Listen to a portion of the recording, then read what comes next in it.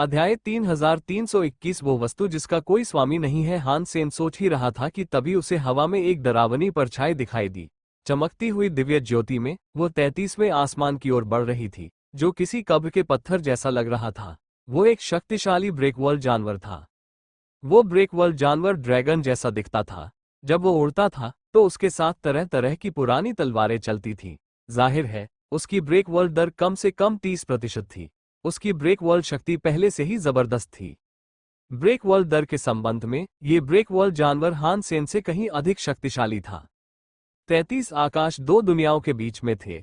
उस शून्य में ब्रेकवर्ल्ड नामक राक्षस साम्राज्यों के ब्रह्मांड से प्रकट हुआ। जीनो ब्रह्मांड भी इसे देख सकता था। जब वो 33 आकाशों के सामने आया तो एक अदृश्य अवरोध था जो बाहरी लोगों को उसके पास आने से रोक रहा था। बूम बूम बूम, ड्रैगन जैसा दिखने वाला ब्रेकवर्ल्ड जानवर पागलों की तरह दहाड़ रहा था। पुरानी तलवारें मानो आसमान से टकराने पर तुली नदी हों। पुरानी तलवारों को किसी अदृश्य शक्ति ने रोक रखा था। वे टूट चुकी थी और उस जीव की गति भी। वह आगे नहीं बढ़ पा रहा था। फिर भी ब्रेकवर्ल्ड का राक्षस यही नहीं रुका। उसने अपने शरीर से अदृश्य दीवार पर प्रहार किया। पुरानी तलवारें राक्षस को घेरे रहीं और वह अदृश्य दीवारों पर प्रहार करता रहा। वो खुद को घायल कर रहा था। उसके ड्रैकोनिक सीन टूट गए। राक्षस का खून बारिश की तरह बह रहा था, फिर भी वह रुका नहीं। यह क्या करने की कोशिश कर रहा है? हान सेन ने बड़े आकाशीय दानव से पूछा। उसे समझ नहीं आ रहा था कि वो ब्रेकवर्ल्ड जानवर क्या हासिल करना चाह रहा है। ये 33 आसमानों तक पहुंचने की कोशिश कर रहा है। ये जीनो टैबलेट की ओर बढ़ रहा है। बड़े आकाश दानव ने धीरे से उत्तर दिया। उसकी आंखें 33 आसमानों और प्रदर्शन पर रखे जीनो टैबलेट को घूरती रहीं। ये जीनो टैबलेट में क्यों जा रहा है? किस काम के लिए? हान सेन ने पूछा। जीनो टैबलेट अपने मूल स्थान पर लौट चुकी है। अब इसका कोई स्वामी नहीं है। कोई भी जीवन शक्ति इसका स्वामी नहीं बन सकती। ये कहकर विशाल आकाशीय दानव ठंडी हंसी हंसा। ये तो बस एक ब्रेकवर्ल्ड जानवर है जिसकी ब्रेकवर्ल्ड दर 60% है। फिर भी यह जीनो टैबलेट का स्वामी बनना चाहता है। कोशिश करने पर भी यह मरना चाहता है। ये जीनो टैबलेट का मालिक क्यों बनना चाहता है? ऐसा करने से इस जीव को क्या फायदा होगा? हान सेन को समझ नहीं आया। उस जमाने में गॉड कैओस पार्टी ने गॉड स्पिरिट से भरे आकाश के खिलाफ लड़ाई लड़ी थी। बड़े आकाश दानव ने कहा। वे लगभग जीनो हॉल को नष्ट करने में कामयाब हो गए थे। ऐसा करने का मुख्य कारण जीनो टैबलेट था। यह एक नए ईश्वरीय संसार की नींव थी।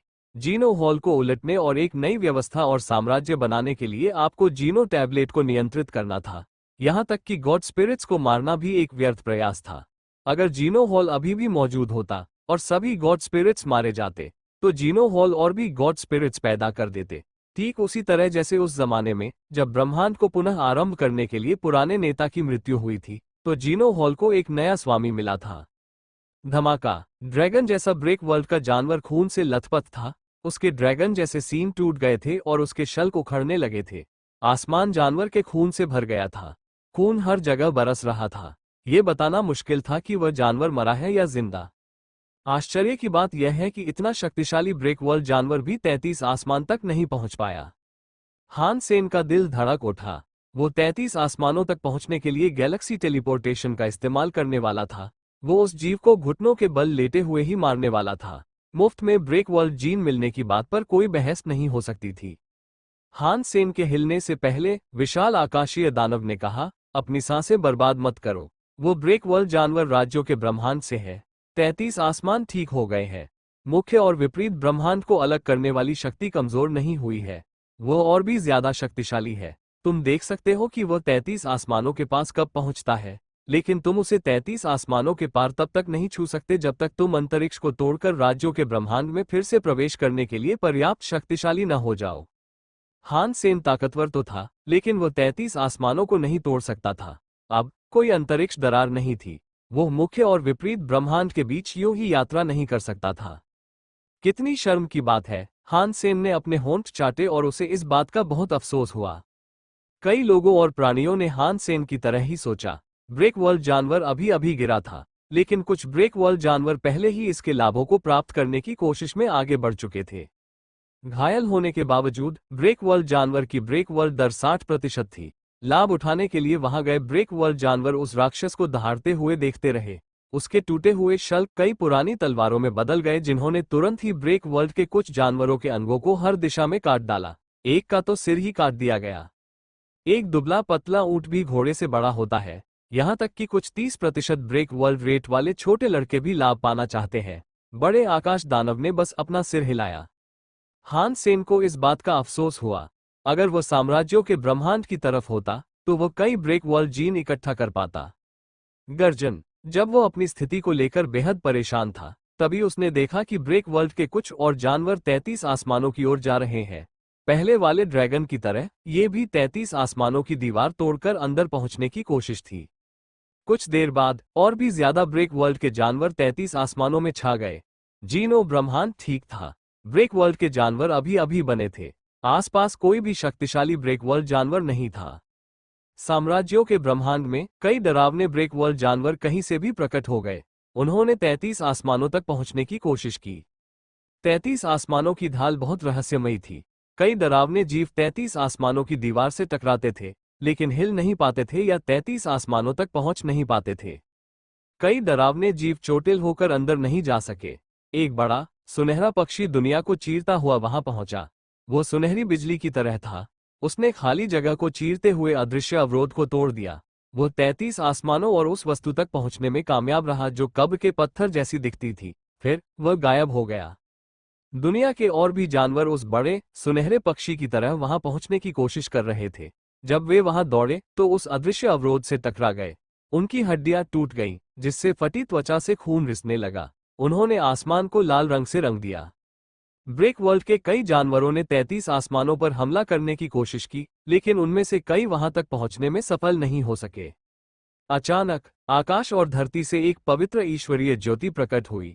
एक पवित्र स्त्री पास आई। उसने पूरे आकाश को प्रकाशित कर दिया। ये प्रकाश देवी थी, जिसे हान सेन ने पहले देखा था। विनाश श्रेणी की प्रकाश देवी पहले जैसी नहीं दिख रही थी। ऐसा लग रहा था मानो उसने ईश्वरीय शक्ति प्राप्त कर ली हो। उसके चारों ओर आकाश और धरती चमक रहे थे। ब्रेक वर्ल्ड के कई जानवर डरे हुए दिखाई दिए और डर के मारे पीछे हट गए। प्रकाश देवी 33 आसमानों के अदृश्य अवरोध की ओर चली गई। प्रकाश ने अदृश्य अवरोध को दबा दिया। वो धीरे धीरे कदम दर कदम 33 आसमानों में चली गई। वो प्रकाश देवी थी। जब वो 33 आकाशों में गई तो वो प्रकाश जो ब्रह्मांड में सब कुछ चमकाता था और कभी फीका नहीं पड़ता था, गायब हो गया। प्रकाश देवी 33 आकाशों और उस बड़े कब्र के पत्थर पर चली गई। वो 33 आसमानों में क्यों जा रही है? क्या वो जीनो टैबलेट को भी नियंत्रित करना चाहती है? हान सेन ने सोचा। तो अगर कोई ईश्वरीय आत्मा वहां जा रही है तो क्या होगा? बड़े आकाशीय दानव ने हान सेन की ओर मुस्कुराते हुए कहा, जीनो टैबलेट का सामना करने के लिए ईश्वरीय आत्माएं भी मृत्यु से डरेगी। वे जीनो टैबलेट को नियंत्रित करना चाहेंगी ताकि यह सुनिश्चित हो सके कि जीनो हॉल अभी भी दुनिया को नियंत्रित करता रहे। प्रकाश देवी एक अग्रणी है, उन पर नजर रखें। असली लड़ाई अभी शुरू होनी बाकी है। छोटे प्रेमी, चाहे कुछ भी हो जाए, मास्टर बाओ एयर का ध्यान रखना। मैं जा रहा हूं। अगर मैं वापस आ गया तो हम अपना रिश्ता वहीं से जारी रखेंगे जहां हमने छोड़ा था। उसके बाद एक विशाल आकाशीय राक्षसी आकाश में उड़ी। वह आकाश में उड़ती हुई एक राक्षसी स्त्री की तरह थी। वो कब्र के पत्थर की ओर उड़ रही थी। जब वो अदृश्य दीवार की ओर उड़ी तो उसने अपनी उंगलियां हिलाकर कुछ रहस्यमयी चिन्ह बनाए। उसने उन चिन्हों को अदृश्य दीवार पर बना दिया, मानो वो कोई दरवाजा खोल रही हो। वो आराम से अंदर चली गई। वो दूसरे जीवों के साथ समाधि शिला में विलीन हो गई। हान सेन ने 33 आसमान की तरफ देखा। उसने अंदर जाने का इरादा नहीं किया था। वो मुड़ा और स्पेस गार्डन की तरफ चला गया। चाहे किन शियू और बाकी लोग 33 आसमानों में मौजूद हों या नहीं, अगर वो अभी अंदर गया तो शायद उसे कोई फायदा न हो। अगर वो रक्तपथ बनाकर जीनो टैबलेट से पहले भी चला गया तो भी जीनो टैबलेट पर विजय पाना आसान काम नहीं था। हान सेन का break world class super god spirit mode जीनो टैबलेट से पहले ज्यादा काम का नहीं था। अगर 24 स्ट्रोक जीनो स्पेल पासवर्ड का इस्तेमाल न होता तो वो जीनो टैबलेट के अंदर ही मर जाता। जब हान सेन स्पेस गार्डन में वापस लौटे तो उन्होंने देखा कि वेरी हाई और स्काई पैलेस के लोग वहां बसने के लिए आए थे। एक्सट्रीम किंग, ड्रैगन, डिस्ट्रॉइड और अन्य उच्च जातियों ने उतना विनाश नहीं झेला था। वे अपनी मातृभूमि पर कब्जा बनाए रखने में कामयाब रहे थे, लेकिन फिर भी उन्होंने लोगों को स्पेस गार्डन भेजा ताकि वे इस बारे में चर्चा कर सकें कि वे ब्रह्मांड को कैसे ठीक करने की योजना बना रहे हैं। इसका कारण ये था कि उन पर हमला करने वाली ज्यादा जीवात्माएं नहीं थीं और उन्हें ईश्वरीय आत्माओं का संरक्षण प्राप्त था। उनकी जातियों में ईश्वरीय आत्माएं थीं जो उन्हें ब्रेक वर्ल्ड के जानवरों को मारने में मदद कर रही थीं। इससे होने वाली क्षति और तबाही काफी कम हो गई थी। स्पेस गार्डन में अति उच्च और आकाश महल देवताओं में विश्वास नहीं करते थे। वे देव आत्माओं से प्रार्थना भी नहीं करते थे, इसलिए उन्हें देव आत्माओं से कोई मदद नहीं मिली। अति उच्च और आकाश महल ने देव आत्माओं के साथ सहयोग किया, लेकिन वे देवताओं में विश्वास नहीं करते थे। इसके अलावा उन 3 जगहों पर बहुत सारी जीवात्माएं थीं। उन्हें सबसे ज्यादा नुकसान हुआ था। अंत में सिर्फ स्पेस गार्डन ही बच पाया। द वेरी हाई ने आउटर स्काई को छोड़ दिया, जबकि स्काई ने स्काई पैलेस को। सौभाग्य से वेरी हाई और स्काई मित्रवत थे। उनके पास ज्यादा लोग नहीं थे, इसलिए वे स्पेस गार्डन में ही रहे। उन्होंने अपने संसाधन और शक्ति इकट्ठा की ताकि वे अपने ब्रह्मांड को प्रभावित करने वाले परिवर्तनों से लड़ सकें। स्काई पैलेस लीडर ने हान सेन को वापस आते देखा तो उसने पूछा, हान सेन, 33 आसमानों का क्या हुआ? हान सेन ने देखा कि अति उच्च लोक और अंतरिक्ष उद्यान के लोग उसे देख रहे हैं, इसलिए उसने उन्हें एक बार कहानी सुनाई। 33 आसमानों में जीनो टैबलेट गॉड कैओस पार्टी के पुराने नेता का एक प्राणी है। अभी यह अपने मूल स्थान पर लौट आया है। यह एक ऐसी वस्तु बन गया है जिसे कोई नहीं जानता। कोई भी प्राणी इसका स्वामी बन सकता है, इसलिए मुख्य और विपरीत ब्रह्मांडों के सभी डरावने प्राणी, जिनमें गॉड स्पिरिट्स भी शामिल हैं, खुद को जीनो टैबलेट का नया स्वामी घोषित करना चाहते हैं। बेशक हान सेन ने उन्हें यह नहीं बताया कि वह वही था जिसने 33 आसमानों को मूल स्थान पर वापस लौटाया था। एक अति उच्च पदस्थ बुजुर्ग ने कहा, लोग कहते हैं कि खजाना उन्हीं का होता है जो उसके लिए लड़ते हैं। शायद अभी भी कोई संभावना है। स्काई पैलेस के नेता झांग जुवानदाओ ने अपने होंठ उठाए और कहा, बहुत उच्च के नियमों के अनुसार सभी खजाने बहुत उच्च से संबंधित हैं। बहुत ऊंचे दर्जे के बुजुर्ग ने परेशान होकर पूछा, आपका क्या मतलब है? वेरी हाई और स्काई एक ही मूल के थे, लेकिन वे एक दूसरे को पसंद नहीं करते थे। उनके बीच कुछ मतभेद थे। हालांकि यह बुजुर्ग वेरी हाई सेंस का अभ्यास करता था और लगभग वेरी हाई के फॉरगेट लव स्तर तक पहुंच गया था, फिर भी जब भी वह झांग जुवानदाओ को देखता तो थोड़ा उग्र हो जाता था। झांग जुवानदाओ मुस्कुराया और बोला, अच्छे शब्द। आप अति उच्च लोगों की शक्ति आकाश के विरुद्ध है। आप 33 आकाशों में स्थित ब्रेक वर्ल्ड के जानवरों से भी अधिक शक्तिशाली है। आप अपनी किस्मत आजमा सकते हैं। यह अफसोस की बात है कि हम स्काई पैलेस के छात्र इतने कमजोर हैं कि 33 आकाशों में भी प्रवेश नहीं कर सकते। हम वह नहीं आजमा सकते जिसे आप भाग्य कहते हैं। खजाना आप लोगों, अति उच्च लोगों के हाथों में होगा। झांग जुवानदाओ के मजाकिया शब्दों को सुनकर सभी समझ गए कि वह ये कहना चाह रहे थे कि उनके पास 33 आसमानों को भेदने की शक्ति नहीं है। वे जीनो टैबलेट को नियंत्रित नहीं कर पाएंगे। हान सेन उनकी बातें सुनने में कतई दिलचस्पी नहीं ले पा रहा था। उसने अभी 33 आसमानों में जाने का कोई इरादा नहीं बनाया था। वह उठा और मीटिंग रूम से बाहर जाने की तैयारी करने लगा। वो जी यानरान और लिंग एयर को ढूंढ रहा था। हान सेन, हमारे शोध का अभी तक कोई नतीजा नहीं निकला है, वेरी हाई के बुजुर्ग ने कहा। तुम यूं ही कैसे चले गए? मैं बूढ़ा हो गया हूं, मैं कुछ नहीं कर सकता। तुम लोग लिटिल फ्लावर से बात करो। जब भी तुम्हें कुछ पता चले मुझे बता देना। तुम लोगों को जो भी चाहिए मैं करूंगा। हान सेन ने लिटिल फ्लावर के कंधे पर थपथपाया। बेटा, तुम बड़े हो गए हो और तुम्हारे पिता बूढ़े हो गए हैं। मैं तुम्हारी माँ से मिलने जा रहा हूँ। अपनी छोटी बहन का ख्याल रखना। परिवार की सुरक्षा की जिम्मेदारी तुम्हारी होगी। पिताजी, लिटिल फ्लावर ऐसा लग रहा था जैसे वो एक ही समय में हान सेन को देखकर मुस्कुराएगा और रोएगा। हान सेन ने लिटिल फ्लावर के कानों में फुसफुसाते हुए कहा, शुभकामनाएं। अगर तुम कर सको तो करो, अगर नहीं कर सकते तो भाग जाओ। अगर तुम जीत हासिल नहीं कर सकते तो कोई बात नहीं, मरने से तो यही बेहतर है। उन्होंने जो कहा वो बहुत धीमी आवाज में था, फिर भी उच्च वर्ग के कुलीन वर्ग उन्हें सुन पा रहे थे। अन्य सभी जातियों के कई कुलीन वर्ग के लोगों को ये सुनकर अजीब लगा। तुम लोग बातें करते रहो, लेकिन मैं जा रहा हूं। ये कहकर हान सेन मीटिंग रूम से बाहर चला गया। जब हान सेन कमरे से बाहर गया तो यिशा भी बाहर आ गई। हान सेन ने उससे पूछा, गुरुजी, क्या आपको यहाँ रहने की आदत हो रही है? यह ज्यादा खराब नहीं है। यिशा ने हान सेन की तरफ देखा और कहा, डॉलर, तुम भूले नहीं कि हमें अभी भी एक झगड़ा सुलझाना है। गुरुजी, आप ऐसा क्यों कर रहे हैं? हान सेन ने पूछा, एक दूसरे को मारना अच्छा नहीं है। मुझे देखो। यिशा अचानक उछल पड़ी। उसने अपना चाकू निकाला और हान सेन की गर्दन के पास ले गई। हान सेन की प्रतिक्रिया बहुत तेज थी। यिशा पूरे जीनो ब्रह्मांड की शीर्ष कुलीनों में से एक थी, लेकिन उसने अभी तक दुनिया को नहीं तोड़ा था। वह हान सेन के लिए कोई खतरा नहीं थी। वह हान सेन की शिक्षिका थी, इसलिए उसने चाकू नहीं उठाया। वो एक कदम पीछे हट गया और उस चाकू से बच निकला जो उसका सिर काटने आ रहा था। यिशा ने दांत वाले चाकू का इस्तेमाल किया और हान सेन पर वार करती रही। उसने अपनी पूरी शक्ति का इस्तेमाल नहीं किया, लेकिन चाकू चलाने की बुद्धि और चाकू चलाने का कौशल सबसे अच्छी चाकू प्रतिभाएं थीं जिन्हें वो कभी हासिल करने का प्रयास कर सकती थी। हान सेन को मानना पड़ा कि उसकी चाकू वाली बुद्धि लगभग उसकी ही तरह अच्छी थी। उसने दांतों वाले चाकू का इस्तेमाल किया, लेकिन यिशा का चाकू हान सेन को छू नहीं पाया। यिशा ने अपना चाकू वापस खींच लिया। उसने हान सेन की तरफ देखा और कहा, मैं तुम्हें और कुछ नहीं सिखा सकती। मुझे फिर कभी गुरु कहने के बारे में मत सोचना। यदि आप एक दिन के लिए शिक्षक हैं, तो आप हमेशा के लिए शिक्षक हैं। हान सेन की बात पूरी होने से पहले ही यिशा ने उसे टोक दिया। मैं इतनी बूढ़ी नहीं हूं और तुम भी इतने जवान नहीं हो, बस मुझे यिशा कहो। उसके बाद यिशा ने हान सेन को नजरअंदाज कर दिया। वह वापस वहां चली गई जहां रिबेट रह रहे थे। हान सेन के चेहरे पर एक व्यंग्यात्मक मुस्कान उभर आई। उसने यिशा को जाते हुए देखा। फिर वह स्पेस गार्डन स्थित अपने घर लौट आया। जी यानरान एनीमे देखते हुए लिंगर को पकड़े हुए थी। हान सेन को वापस आते देख लिंगर जी यानरान की बाहों से छूटकर हान सेन की छाती से लग गई और उसकी गर्दन में अपनी बाहें डाल ली। पापा, आप अभी क्यों वापस आए?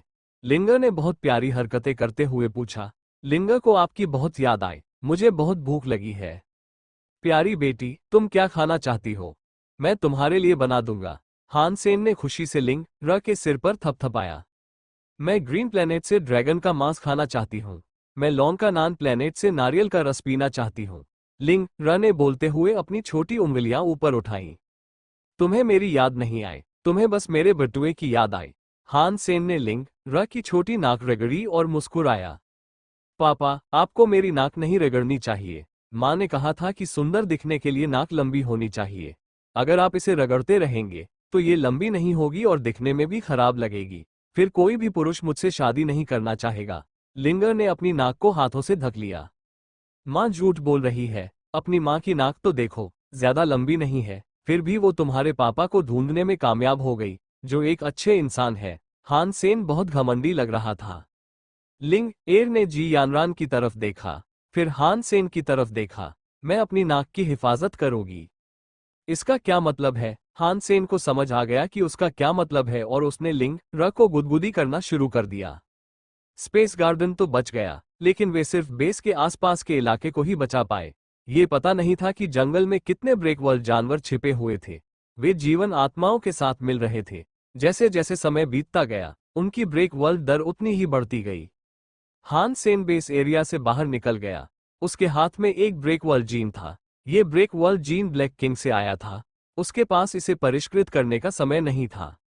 उसने आंसू के आकार का ब्रेकवर्ल्ड जीन अपने मुंह में डाल लिया। उसे अपने पेट में एक अजीब सी शक्ति का संचार महसूस हुआ। उसकी कोशिकाएं तेजी से बदल रही थीं।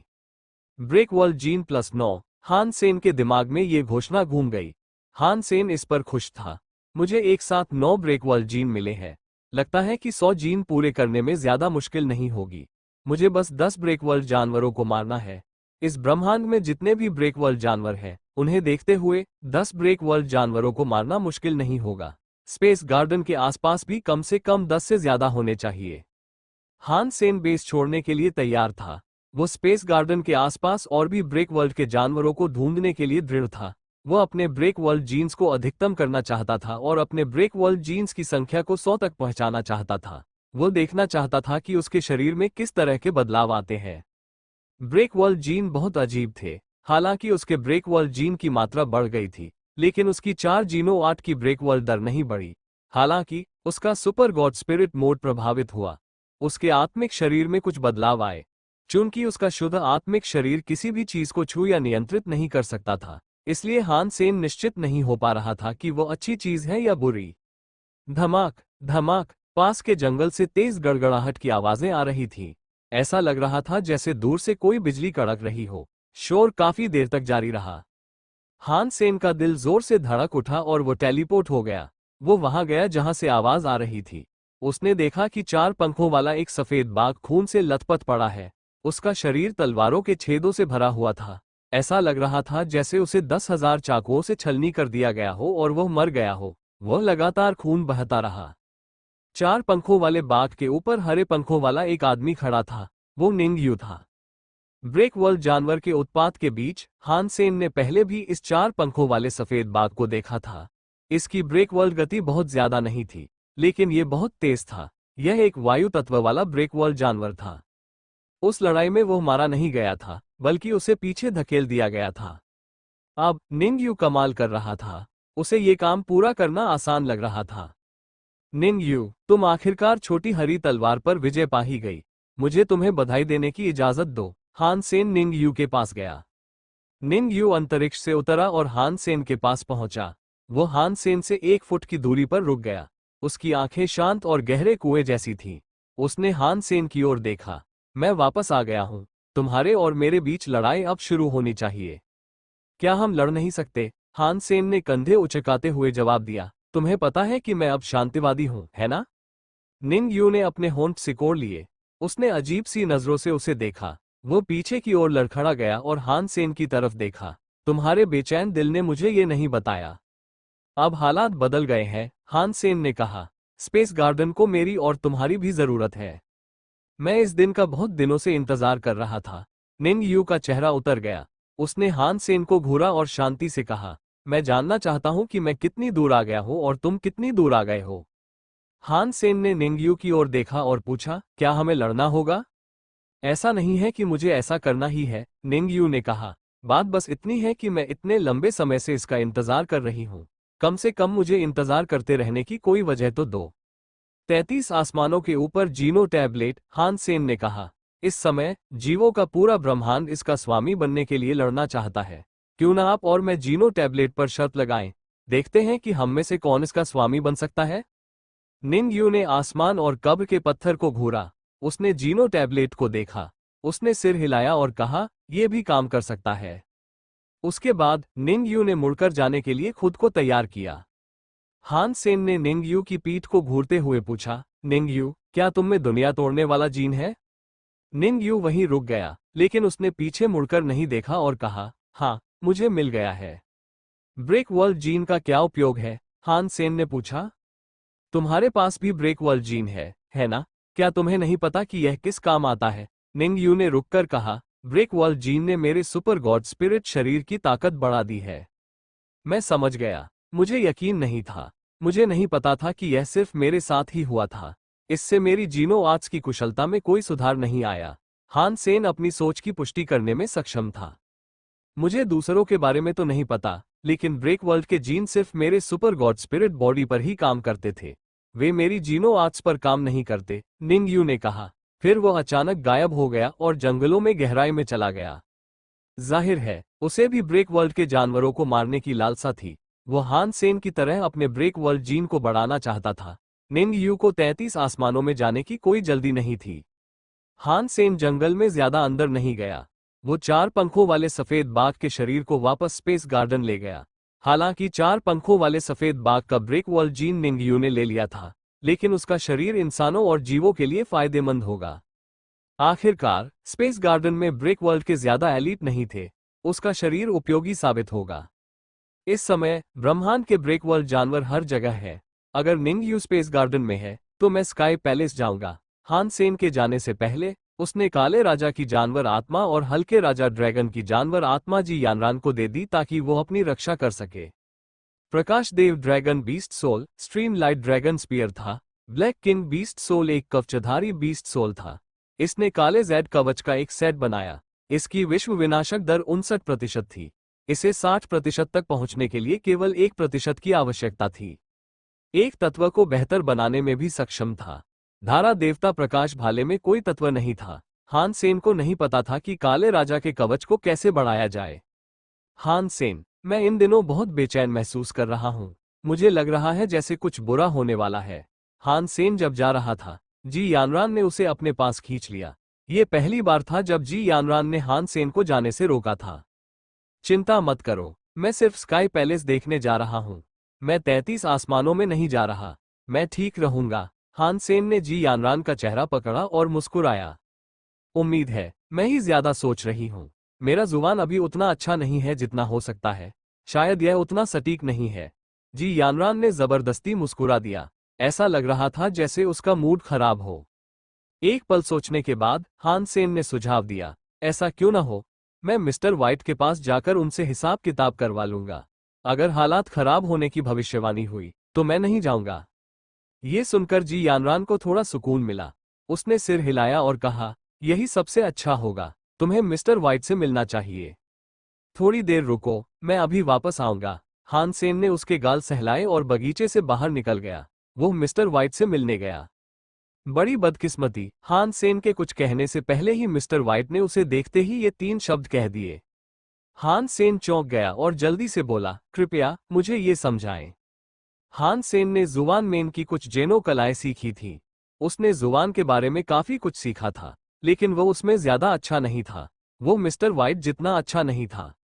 अगर हान सेन एक ऐसा जनरल होता जिसने युद्ध के मैदान में कई लोगों को मार गिराया हो और एक भी लड़ाई या झड़प में कभी हारा ना हो, तो मिस्टर व्हाइट एक ऐसा ग्रैंड मास्टर होता जो मौसम और भविष्य की भविष्यवाणी कर सकता था। वो सब कुछ जानने वाला होता। ऐसा नहीं था कि उनमें से कोई एक दूसरे से बेहतर था। बात बस इतनी थी कि सीखने की उनकी दिशाएं अलग अलग थीं और वे अलग अलग दिशाओं में चले गए थे। मिस्टर व्हाइट ने 33 आसमानों को देखा, जो एक कब्र के पत्थर जैसे लग रहे थे। उन्होंने हान सेन से कहा, 33 आसमानों के मूल स्थान पर लौटने के बाद मैं यह अनुमान लगा पाया कि यह वह जगह है जहां यिन और यांग एक दूसरे को काटते हैं। लेकिन ये जगह सही नहीं है। इसका एक बड़ा हत्यारा आभामंडल है।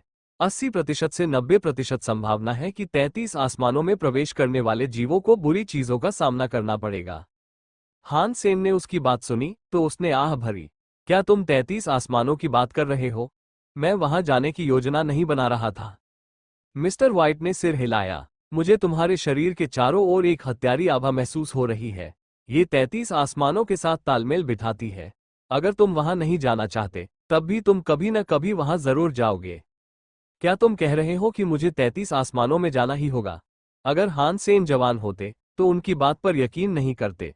अगर वह जाना नहीं चाहते, तो कोई भी उन्हें 33 आसमानों में जाने के लिए मना नहीं पाता। हान सेन अब बहुत कुछ अनुभव कर चुका था। वह जानता था कि कुछ चीजें ऐसी होती हैं जिन्हें अजेय कुलीन वर्ग भी करने के लिए मजबूर हो जाता है। वह ऐसी स्थिति में भी नहीं था जहां कोई अजेय न हो। मिस्टर व्हाइट ने सिर हिलाया। तुम्हें जाना ही होगा। ये बहुत मुश्किल होगा। तुम्हें तैयार रहना चाहिए। इस यात्रा के अंत के बारे में क्या? हान सेन ने थोड़ा सोचने के बाद पूछा। मिस्टर व्हाइट मुस्कुराए। भविष्य तो भविष्य है। हम जिस जुबान का अध्ययन करते हैं, वह केवल हमारे पास मौजूद जानकारी के आधार पर गणनाओं के माध्यम से किया जाता है। ये भविष्य की सही भविष्यवाणी नहीं कर सकता जब तक कि किसी ईश्वर का वास्तविक अर्थ मौजूद न हो। कोई भी सामान्य प्राणी वास्तव में भविष्य नहीं देख सकता। मैं तो आखिरकार एक आम इंसान ही हूँ। मैं भविष्य को कभी नहीं जान पाऊंगा, जिसमें कई शाखाएं, मोड़ और मोड़ हैं। छोटे सेन, मुझे चिंता है कि तुमने मेरी क्षमताओं को ज्यादा आंका है। जब हान सेन ने मिस्टर व्हाइट को ये कहते सुना तो उसे पता चल गया कि उसकी यात्रा बुरी होने वाली है। मिस्टर व्हाइट उसे बता रहे थे कि इसके कई अलग अलग परिणाम हो सकते हैं। अंत आने से पहले उसके पास अभी भी एक मौका है। हान सेन सोच रहा था कि उसे 33 आसमानों में क्या करना होगा। वह इस संभावना के बारे में नहीं सोच रहा था कि वह वापस आ भी सकता है या नहीं। फिलहाल हान सेन को 33 आसमानों में जाने का कोई कारण नहीं मिला था। उसने मिस्टर व्हाइट से कुछ देर और बात की और चला गया। अगर उसे 33 आसमानों में जाना ही पड़ा, तो वह जानता था कि जितना हो सके उतना तैयार रहना ही बेहतर होगा। शायद इस तरह उसके बचने की संभावना ज्यादा होगी। हान सेन 33 आसमानों की यात्रा से पहले ब्रेक वर्ल्ड के सभी जीन इकट्ठा करना चाहता था। उसने सोचा कि ऐसा करने के बाद शायद ये काम आ सके। हान सेन को वापस आते देख जी यानरान ने तुरंत पूछा, मिस्टर व्हाइट ने क्या कहा? वह अब भी घबराई हुई थी। उसने पहले कभी ऐसा महसूस नहीं किया था। यहाँ तक कि जब हान सेन को विश्व राजा ईश्वर ने भौतिक विरोधी दुनिया में खींच लिया था और दूसरों ने सोचा था कि हान सेन मर गया है, तब भी जी यानरान शांत रही।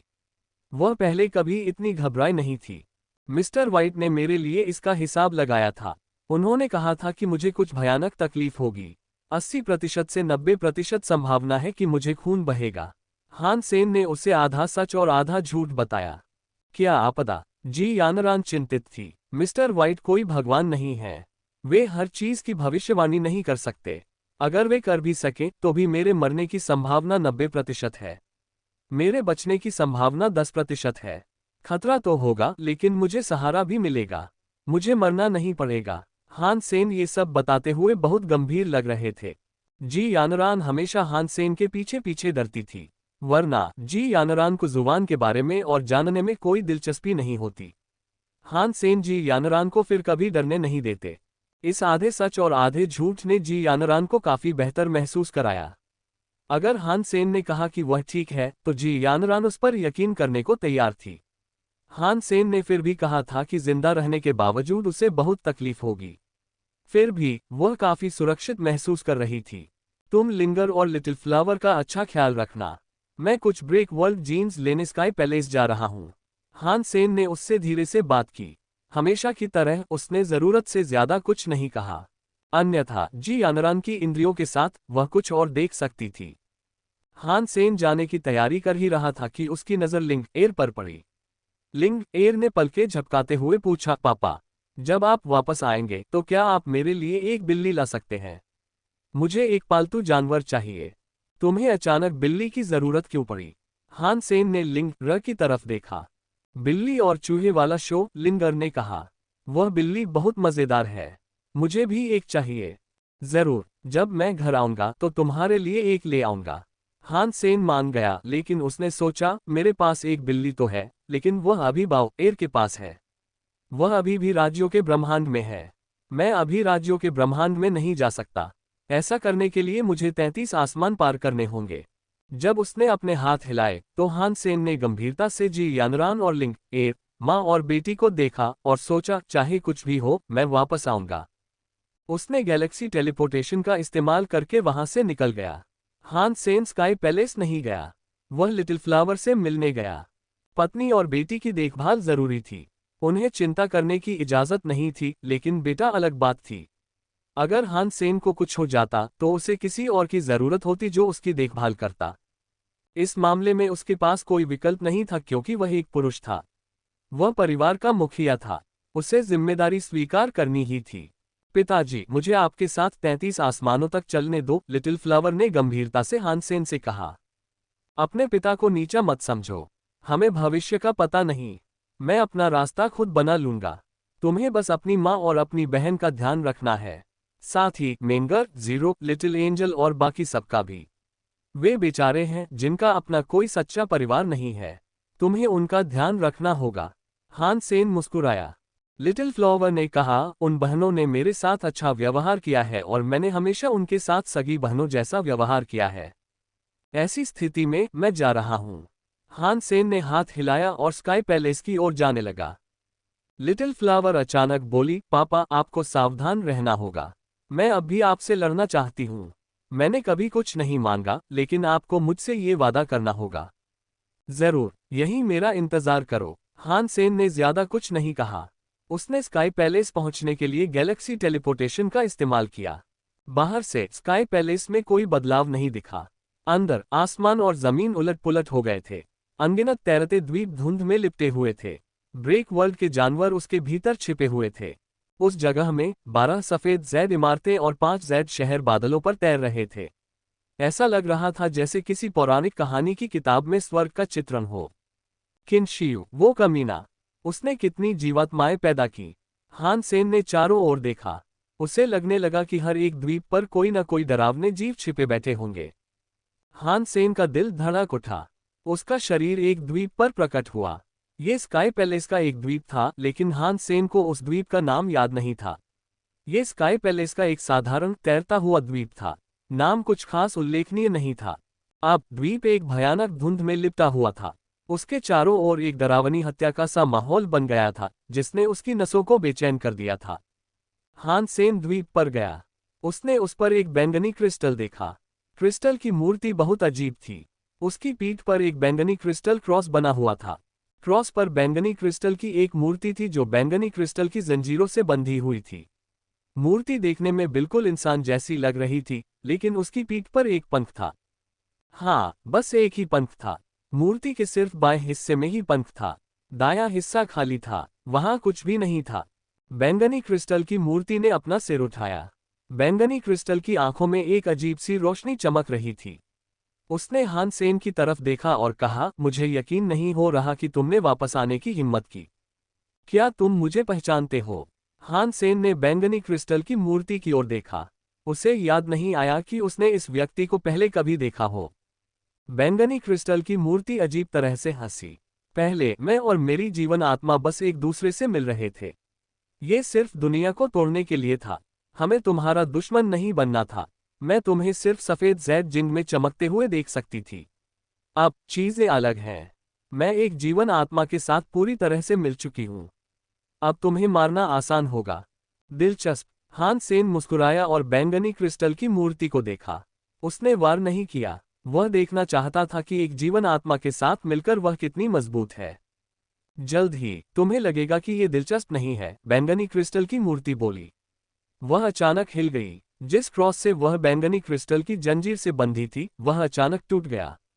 बैंगनी क्रिस्टल की मूर्ति एक जीवित प्राणी जैसी थी। वह अपनी पीठ पर एक पंख मोड़े हुए वहां तैर रही थी। इसका दृष्टि पर एक रहस्यमय गहरा प्रभाव पड़ा। हान सेन ने ब्रेक वर्ल्ड के जानवर को देखा और कहा, मुझे मानना पड़ेगा कि तुम वाकई काफी ताकतवर दिखते हो। इतना कहने के बाद मैं ठीक ठीक अंदाजा नहीं लगा पा रहा हूं कि तुम कितने ताकतवर हो।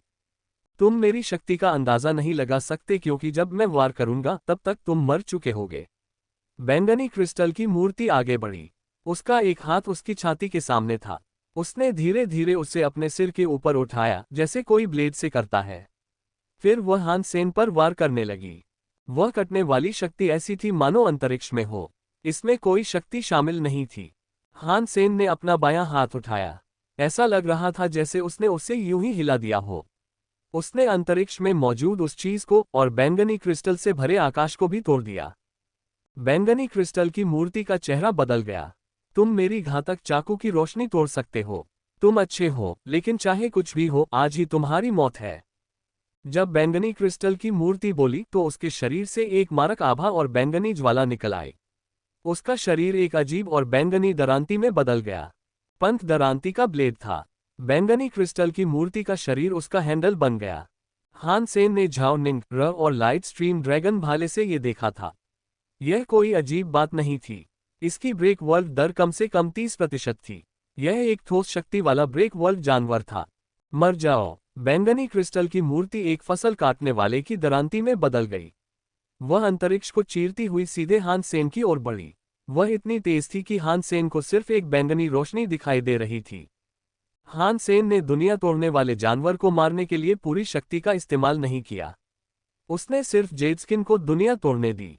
उसका पूरा शरीर एक पवित्र शरीर बन गया। उसने बैंगनी क्रिस्टल की दरांती की ओर हाथ हिलाया। बर्फीले और जैद रंग के हाथों ने बैंगनी क्रिस्टल की दरांती पर वार किया और वह उड़ गई। जेडस्किन की दुनिया तोड़ने की दर 30% से कम थी और बैंगनी क्रिस्टल वाली दरांती 30% से ऊपर थी। उसे नहीं पता था कि जेडस्किन कितना ताकतवर है। बैंगनी क्रिस्टल वाली दरांती रोशनी में बदल गई। वह हान सेन के चारों ओर तेजी से घूमी और उस पर वार करती रही, मानो कोई अदृश्य बड़ा हाथ लहरा रहा हो। हान सेन ने जेडस्किन का इस्तेमाल लड़ाई के लिए किया। वह बैंगनी क्रिस्टल वाली दरांती से लड़ता रहा, उसे रोकता रहा। उसे कितनी बार मारा गया ये पता नहीं चला, लेकिन आखिरकार एक कच्चा की आवाज आई। बैंगनी क्रिस्टल वाली दरांती का ब्लेड हान सेन के हाथ से कट गया। टूटे हुए हिस्से से टूटा हुआ बैंगनी क्रिस्टल बाहर आ गया। बैंगनी क्रिस्टल वाली दरांती ने अपना हमला बंद कर दिया। वह फिर से मूर्ति के आकार में आ गई। उसके एक पंख का एक हिस्सा टूटा हुआ था। किनारे के पंख चटक गए थे। बैंगनी क्रिस्टल की मूर्ति के चेहरे पर कोई आश्चर्य नहीं था। उस पर एक अजीब सी मुस्कान थी। तुम तो पहले ही मर चुके हो। बैंगनी क्रिस्टल की मूर्ति का चेहरा और भी जोर से मुस्कुराया, मानो कोई दुष्ट आत्मा किसी मरे हुए आदमी को देख रही हो। जब मैं मर जाऊंगा तो मैं कैसे मरूंगा? हान सेन हंसा और बैंगनी क्रिस्टल की मूर्ति को देखा। बैंगनी क्रिस्टल की मूर्ति अजीब तरह से हंसी, मानो पागल हो। मैंने कहा था कि मेरे वार करने से पहले ही तुम मर चुके हो। उस पागल सी हंसी के साथ बैंगनी क्रिस्टल की मूर्ति ने अपना हाथ आगे बढ़ाया। उसके हाथ में एक बैंगनी क्रिस्टल की जंजीर दिखाई दी। बैंगनी क्रिस्टल की जंजीर के दूसरे सिरे पर उसने हान सेन को बांध रखा था। बैंगनी क्रिस्टल की जंजीर से एक भयानक बैंगनी ज्वाला निकल रही थी। यह नरक से आए किसी जहरीले सांप जैसा था। कोई भी सही सही वर्णन नहीं कर सकता था कि यह चीज कितनी जहरीली और दुष्ट थी। ऐसा लग रहा था मानो यह जिंदा हो। आओ, अपनी आत्मा मेरा भोजन बनो। बैंगनी क्रिस्टल की मूर्ति ने बैंगनी क्रिस्टल की जंजीर खींची। उसके मन में चल रहे विचार के अनुसार जब वह खींचेगी तो हान सेन की आत्मा उसके शरीर से अलग हो जाएगी। खींचने के बाद हान सेन वहीं खड़ा रहा। उसे खींचा नहीं जा सका। कोई प्रतिक्रिया नहीं हुई। उसकी आत्मा उसके शरीर से बाहर नहीं निकाली जा सकी। इसमें आत्मा पर हमला करने की शक्ति है, इसलिए तुम्हारी शक्ति बहुत अनोखी है, हान सेन ने ठंडे स्वर में कहा। यह अफसोस की बात है कि तुम्हारा सामना मुझसे हुआ, बाकी सब लोगों से। जीनो टैबलेट भी उसकी आत्मा लेना चाहती थी, लेकिन उसने काम नहीं किया। तो फिर ब्रेक वर्ल्ड के किसी जानवर से ऐसा करने की उम्मीद कैसे की जा सकती थी? बैंगनी क्रिस्टल की मूर्ति उदास लग रही थी। उसने बैंगनी क्रिस्टल की चेन खींचने की पूरी कोशिश की थी, लेकिन हान सेन की आत्मा टस से मस नहीं हो रही थी। हान सेन ने बैंगनी क्रिस्टल की चेन पकड़ ली। उसकी मांसपेशियां फैल गईं। उसने अचानक बैंगनी क्रिस्टल की चेन से निकला क्रिस्टल तोड़ दिया। उसने अपना हाथ आगे बढ़ाया। बैंगनी क्रिस्टल की मूर्ति को हान सेन ने आगे खींच लिया। वेदना। हान सेन की मुक्का उस बैंगनी क्रिस्टल की मूर्ति पर लगी जो उसकी ओर उड़ रही थी। इससे बैंगनी क्रिस्टल की मूर्ति की छाती टूट गई। बैंगनी क्रिस्टल की मूर्ति का चेहरा मुड़ गया। वह हैरान लग रही थी। हान सेन हिला तक नहीं। वह मुक्का मारता रहा। वह बैंगनी क्रिस्टल की मूर्ति पर मुक्का मारता रहा। उसने बैंगनी क्रिस्टल की मूर्ति तोड़ दी। एक आंसू की बूंद जैसा दिखने वाला एक क्रिस्टल मूर्ति से बाहर गिरा। ब्रेक वर्ल्ड के जानवर को मार डाला, चरम बैंगनी मृत देवता। ब्रेक वर्ल्ड जीन मिला। हान सेन ने अपने दिमाग में घोषणा को बजते सुना। हालांकि उसे कोई जानवर की आत्मा नहीं मिली थी, जिससे हान सेन बहुत निराश हुआ। आत्मा तत्व शक्ति दुर्लभ थी। हालांकि उस बैंगनी मृत देवता की विश्व विनाशकारी क्षमता केवल 30% थी, जो बहुत ज्यादा नहीं थी, फिर भी उसकी आत्मा शक्ति 60% विश्व विनाशकारी क्षमता वाले विश्व विनाशकारी जानवर से भी ज्यादा डरावनी थी। ब्रेक वर्ल्ड के जानवर के मारे जाने के बाद तैरते द्वीपों पर छाई धुंध छट गई और गायब हो गई। हान सेन ने ब्रेक वर्ल्ड जीन को हटा दिया। वह अगले तैरते द्वीप पर उड़ान भरने के लिए तैयार हो रहा था, तभी उसने देखा कि व्हाइट जेड जिन की 12 जेड इमारतों में से एक चमकने लगी है। जेड इमारत से एक परछाई उभर रही थी। हान सेन ने आंखें तिरछी करके गौर से देखा। उसने पवित्र प्रकाश में देखा। उसने देखा कि सफेद जेड जिन से जो निकल रहा था, वह नीले कपड़ों में लिपटी एक परी थी। सफेद जेड जिन आसमान में है, 12 इमारतें और 5 शहर। परियां मेरे सिर के ऊपर हैं और मेरे बाल बढ़ रहे हैं। नीले वस्त्रों वाली परी उस इमारत के चारों ओर उड़ते हुए सफेद जेड जिन की एक कविता सुना रही थी। उसका शरीर हल्का था और उसकी आवाज गूंज रही थी। ऐसा नहीं लग रहा था कि वह धरती से आई है। यह एक सपने जैसा था। हान सेन ने नीले कपड़े पहने परी को तैरते हुए उसकी ओर आते देखा और पूछा, क्या तुम व्हाइट जेड जिन से ब्रेक वर्ल्ड जानवर हो? हान सेन ने इस बात से इनकार नहीं किया कि वह लोगों को उनके रूप रंग से आंकता है। अगर कोई बदसूरत राक्षस नीचे झपट्टा मार रहा होता तो वह पहले ही हमला कर चुका होता। अब जो उड़ रहा था वह ब्रेक वर्ल्ड का एक सुंदर प्राणी था, इसलिए उसने समय निकालकर पूछा, मैं ब्रेक वर्ल्ड का जानवर नहीं हूँ। मैं एक परी हूँ। मैं व्हाइट जेड जिन की परी हूँ। नीले कपड़ों वाली परी हवा में मंडरा रही थी। वह नीचे नहीं उतरी। उसने बस अपनी हवादार आवाज में हान सेन से बात की। मैंने कई देवताओं को देखा है। ये पहली बार है जब मैंने किसी परी को देखा है। हान सेन ने नीले वस्त्र वाली परी को देखा। तुम्हारे शरीर में सफेद जेड जिन की पवित्र हवा है। तुम्हें सफेद जेड जिन का हिस्सा बनना चाहिए। तुम सफेद जेड जिन के आसपास की चीजों को क्यों मार रहे हो? नीले वस्त्र वाली परी ने हान सेन की ओर देखते हुए कहा, मैंने जेड हवा पाने के लिए 12वीं मंजिल में प्रवेश किया, लेकिन मुझे कोई पवित्र हवा नहीं मिली। हान सेन को विश्वास नहीं हुआ कि नीले वस्त्र वाली परी सिर्फ एक परी थी। भले ही वह परी थी, वह सिर्फ एक प्राणी थी जिसे परी कहा जाता था। ये ईश्वरीय आत्माओं जैसा था। वे बस आत्मिक शरीर वाले प्राणी थे। वे असली देवताओं जैसे नहीं थे जो अपनी मर्जी से कुछ भी कर सकते थे। तुम जिस जेड वायु का जिक्र कर रही हो वह सफेद जेड जिन की पवित्र वायु है, नीले वस्त्र वाली परी ने ठंडे स्वर में कहा। तुम्हें सफेद जेड जिन के फायदे मिल रहे हैं और तुमने उसे चुकाने के बारे में नहीं सोचा। ऊपर से तुम उसे नुकसान पहुंचाने वाली हो। तुम ये सब गलत कर रही हो। मैं बदला लेना चाहता हूं, तो इसमें बड़ी बात क्या है? हान सेन ने तिरस्कार भरी नजर से पूछा। नीले वस्त्र वाली परी के सिद्धांत के अनुसार दूध पीने के बाद उसे गाय को धन्यवाद देना होगा और फिर कभी गौमांस नहीं खाना होगा।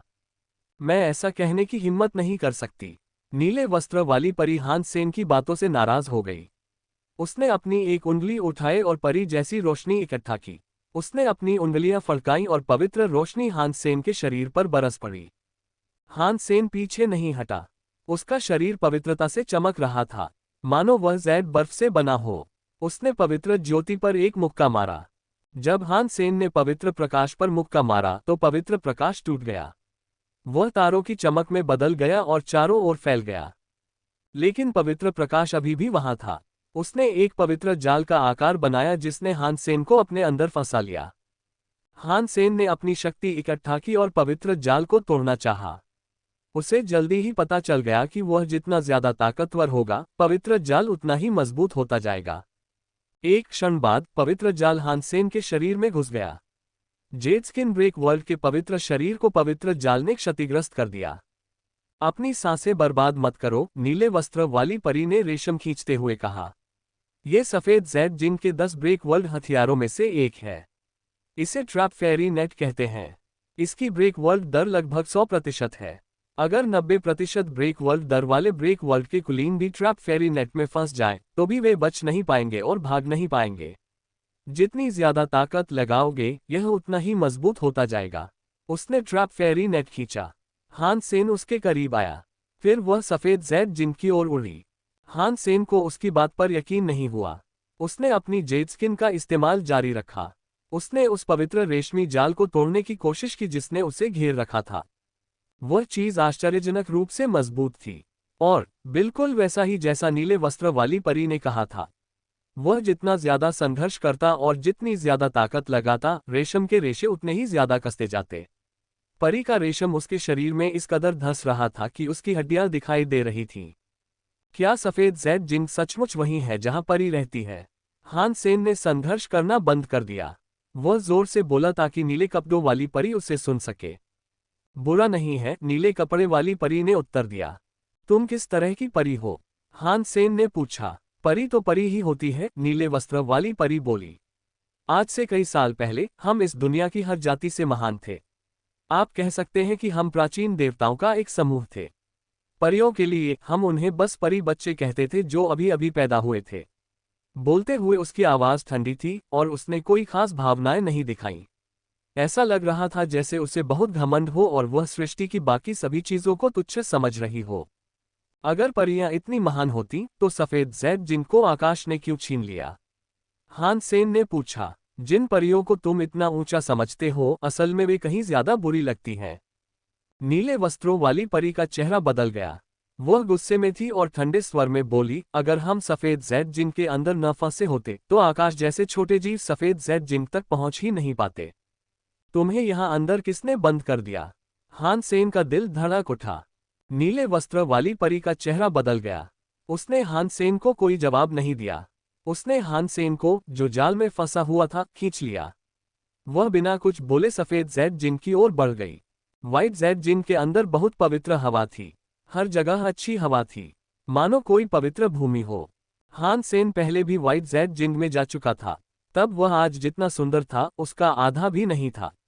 चाहे वह 12 जैद इमारतों में से एक हो या 5 शहरों में से एक, लेकिन वे सभी बड़े और ज्यादा रहस्यमय लगते थे। हानसेन ने कुछ और सवाल पूछे, लेकिन नीले वस्त्र वाली परी उसे अनसुना करती रही। वह हानसेन को उस जैद बिल्डिंग से बाहर नहीं ले गई जिसमें वह था। वह एक जैद शहर की ओर उड़ गई। वह जैद शहर काला था। ऐसा लग रहा था मानो वह स्याही जैसे जैद से बना हो। वहां उसकी उपस्थिति इतनी गहरी थी कि मानो नर्क हो। हानसेन को याद आया कि काला राजा उस शहर से उड़कर भाग गया था और फिर उसी ने उसकी हत्या कर दी थी। काले राजा की राक्षस आत्मा अनोखी थी, हानसेन ने कहा। यह आम ब्रेक वर्ल्ड के जानवरों की राक्षस आत्मा जैसी नहीं है। नीले वस्त्र वाली परी ने अभी तक मुझे मारने का फैसला नहीं किया है, लेकिन वह मुझे अब काले शहर ले जा रही है। अगर वह ऐसा कर रही है तो इसका काले राजा से कुछ लेना देना जरूर होगा। उसके पास परियों के जाल को तोड़ने का एक तरीका था, लेकिन उसने अभी तक ऐसा नहीं किया। वह पहले देखना चाहता था कि सफेद जैद जिन की बाकी परियां कैसी हैं। हान सेन पहले ही काले जैड शहर को देख चुका था, लेकिन अब वह काले जैड शहर से अलग था। शहर में एक पवित्र वातावरण था। शहर में कई जैड मूर्तियां लगी हुई थीं। वहां लड़के और लड़कियां थीं। बड़े बड़े जानवर और देव पक्षी थे। फूल, पेड़, घास और जंगल थे। ये सब स्याही जैसे जैड से बने थे। काले जैड शहर में कोई जीवन शक्ति नहीं थी। जैड हर जगह था। नीले वस्त्रों वाली परी शहर में उतरी। उसने हान सेन की तरफ देखे बिना पूछा, क्या तुम्हें पता है कि कुछ समय पहले तक घास, फूल, पक्षी और जानवर सभी जीवित थे? अब ये सभी जैड की मूर्तियां क्यों हैं? हान सेन को लगा कि वह जानता है, लेकिन उसने ऐसा दिखावा किया कि वह नहीं जानता। ऐसा इसलिए है क्योंकि यहाँ का स्वामी मर गया है। नीले कपड़े वाली परी ने मुड़कर हान सेन की ओर देखा। काला राजा। हान सेन को अचानक नीले कपड़े वाली परी का ख्याल आया जो किसी का जिक्र कर रही थी। नीले वस्त्र वाली परी ने ठंडे स्वर में कहा, अगर तुम जानती हो तो इसका मतलब है कि तुम बेवजह नहीं मरोगी। ये सब तुम्हारे किए की वजह से है। इसकी वजह से ब्लैक किंग सिटी की हजारों जैड परियां आजाद नहीं हो पा रही थीं। हान सेन कुछ कहना चाहता था, लेकिन उसे ब्लैक किंग सिटी में एक हल्की परछाई दिखाई दी। यह एक सफेद जैड की मूर्ति थी जो किसी राजा के राजा जैसी दिख रही थी। ये बिल्कुल काले राजा जैसी ही दिख रही थी। हान सेन अंदाजा लगा सकता था कि यह व्हाइट जैड सिटी का मालिक है। नीले वस्त्रों वाली परी सफेद जैड की मूर्ति के पास गई और झुककर प्रणाम किया। मिस्टर व्हाइट किंग, हमने उस व्यक्ति को पकड़ लिया है जिसने ब्लैक किंग को मारा था। अब हम उसके साथ क्या करें? काला राजा मर चुका है। काले राजा शहर का कोई स्वामी नहीं है। यह एक मृत शहर है। उसे काले राजा और काले राजा शहर के साथ वहीं दफना दो। सफेद राजा की आवाज ठंडी लग रही थी। ऐसा लग रहा था कि उसमें मानवीय भावनाओं को व्यक्त करने की क्षमता नहीं है। नीले वस्त्र वाली परी ने सिर हिलाया। ठीक है, यह अफसोस की बात है कि मिस्टर ब्लैक किंग की सील अभी अभी तो खुली थी। वह ठीक नहीं हुआ, फिर भी उसने उसे मार डाला। श्वेत राजा ने ठंडे स्वर में कहा, काले राजा को तो यही मिलना था, लेकिन यह अफसोस की बात है कि काले राजा का शहर अब कई जैड परियों से ग्रस्त है। उन्हें अगले 1 करोड़ साल तक सोना होगा, तभी एक और जैड राजा पैदा होगा, इसलिए उन्हें आजाद किया जाएगा। जब हान सेन ने उन्हें बात करते सुना, तो उसने पूछने का फैसला किया, अगर मैं ब्लैक किंग सिटी की जैड परियों को पुनर्जीवित कर सकूं, तो क्या हम अपनी दुश्मनी को खत्म कर सकते हैं? इतना कहने के बाद नीले वस्त्र वाली परी और श्वेत राजा ने उसकी ओर देखा। नीले वस्त्र वाली परी उसकी ओर मुड़ी और पूछा, तुम क्या बकवास कर रहे हो?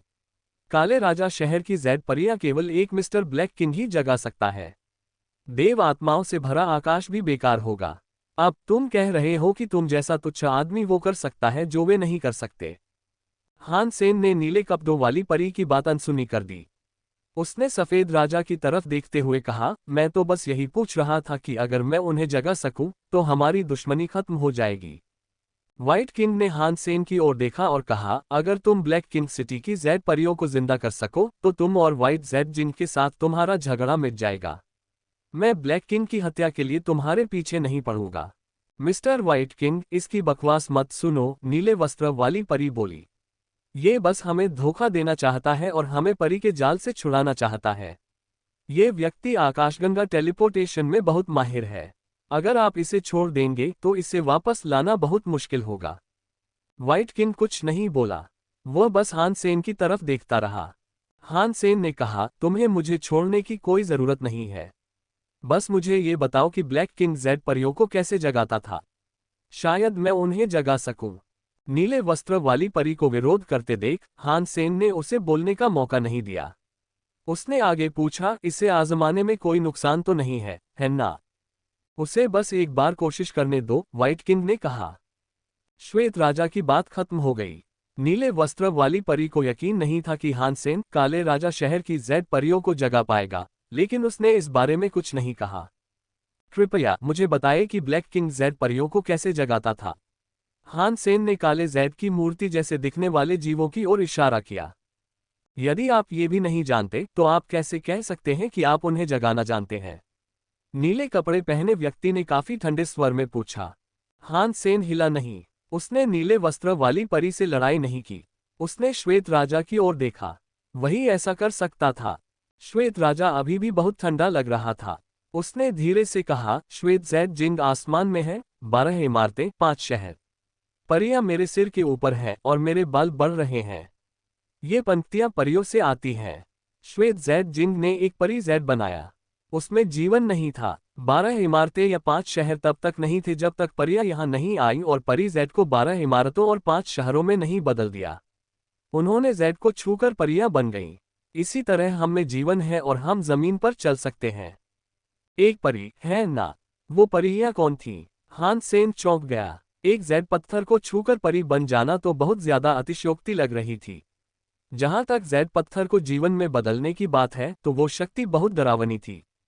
यहां तक कि जेनो गॉड हॉल लीडर भी जीवन का निर्माण नहीं कर सका। परियां तो बस परियां ही थीं, श्वेत राजा ने ठंडे स्वर में कहा। फिर उसने आगे कहा, परियां जैद को छूकर परियां बन गईं। उन 12 इमारतों और 5 शहरों में एक जैद परी थी जो 12 इमारतों और 5 शहरों की शासक बन गई। ब्लैक किंग सिटी पर शासन करता था।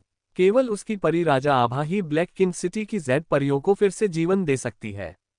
अगर ब्लैक किंग मारा नहीं गया होता तो क्या ब्लैक किंग की ब्रेक वर्ल्ड दर ब्लैक किंग सिटी की जैद परियों को फिर से इच्छा शक्ति दे पाती?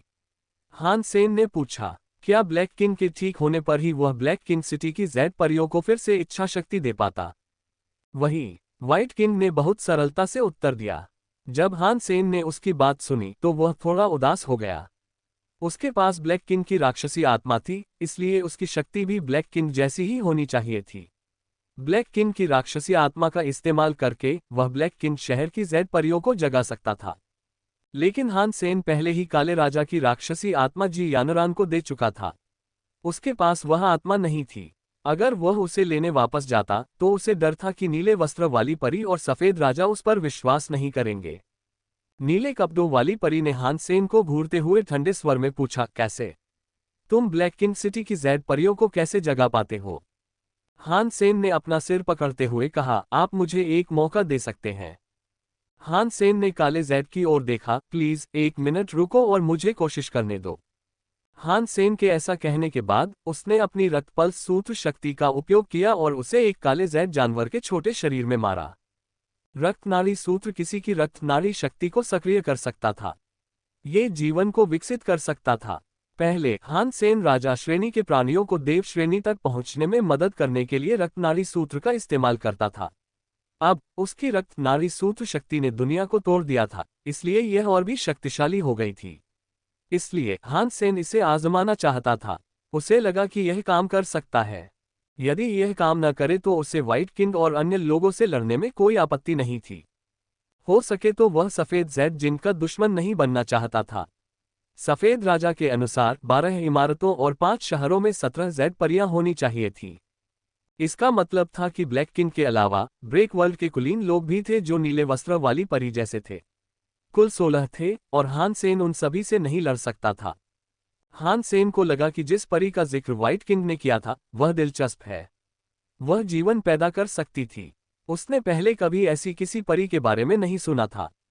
रक्तनाड़ी सूत्र की शक्ति काले जैद जैसे छोटे जानवर के शरीर में प्रवाहित की गई। नीले वस्त्र वाली परी हान सेन और श्वेत राजा तीनों काले जैद जैसे छोटे जानवर को घूर रहे थे। शुरुआत में काले जैद वाले छोटे जानवर ने कोई प्रतिक्रिया नहीं दी। हान सेन का व्यवहार ऐसा था जैसे वह किसी जिंदा घोड़े का इलाज कर रहा हो। उसने अपनी रक्तनाड़ी सूत्र शक्ति की मात्रा बढ़ा दी। 10 मिनट बाद भी काले जैद वाले छोटे जानवर में कोई हलचल नहीं हुई। नीले वस्त्र वाली परी पहले से ही परेशान होने लगी थी। वह कुछ कहना चाहती थी। अचानक काले जैद वाले छोटे जानवर के शरीर में एक लाल नाड़ी दिखाई दी जो किसी नस जैसी लग रही थी। नीले वस्त्र पहने परी ने खुद को रोक लिया और कहने लगी, क्या कहना है? वह काले जैद रंग के उस छोटे से जानवर को घूरने लगी। उसने उसकी रक्त वाहिकाओं को बढ़ते हुए देखा। हान सेन शांत रहा, लेकिन उसका दिल काफी उत्साहित था। रक्तनाड़ी सूत्र ने काले जैद जैसे छोटे जानवर पर काम तो किया, लेकिन उसे नहीं पता था कि यह किस स्तर तक पहुंचेगा। काले जैद का वह छोटा सा जानवर भालू और कुत्ते जैसा लग रहा था। वह बहुत बालों वाला और मोटा था। वह बहुत प्यारा भी था। भले ही वह सिर्फ एक जैद की मूर्ति ही क्यों न हो, वह कला का एक बहुत ही प्यारा नमूना था। अब काले जैद का वह छोटा सा जानवर लाल लग रहा था। ऐसा लग रहा था मानो उसे खून में रंग दिया गया हो और वह खून से लथपथ होकर मर जाएगा। कच्चा कच्चा चा। काले जैद रंग के उस छोटे से जानवर का शरीर धीरे धीरे हिल रहा था। वह अकड़ा हुआ लग रहा था, मानो जंग लगा रोबोट हो। हर बार जब वह हिलता तो जैड पत्थर के खोल पर कुछ दरारें पड़ जाती। ये दरारें बड़ी होती जा रही थीं। उसके बड़े बड़े टुकड़े टूटकर गिर रहे थे। काले जैड खोल के नीचे गीले काले बाल थे। श्वेत राजा और नीले वस्त्र वाली परी की आंखें घोर भ्रम से भरी हुई थीं। अगर हान सेन ने उस काले जैड जैसे छोटे जानवर को जगा दिया होता तो वे पूरी तरह से चौंक जाते। हालांकि वे इसलिए भ्रमित थे क्योंकि काला जैड रंग का छोटा सा जानवर अब पूरी तरह से जागृत नहीं था। अगर वह जागृत होती तो उस जैड मूर्ति में कोई आत्मा होती। यह जैड मूर्ति बस एक जैड मूर्ति थी। उसके शरीर वास्तव में जीवित नहीं थे। उसके अंदर किसी वास्तविक प्राणी जैसा कोई जीवन चक्र नहीं था। सीधे शब्दों में कहें तो ब्लैक किंग शहर की जैड परियां ब्लैक किंग की कठपुतलियां मात्र थीं।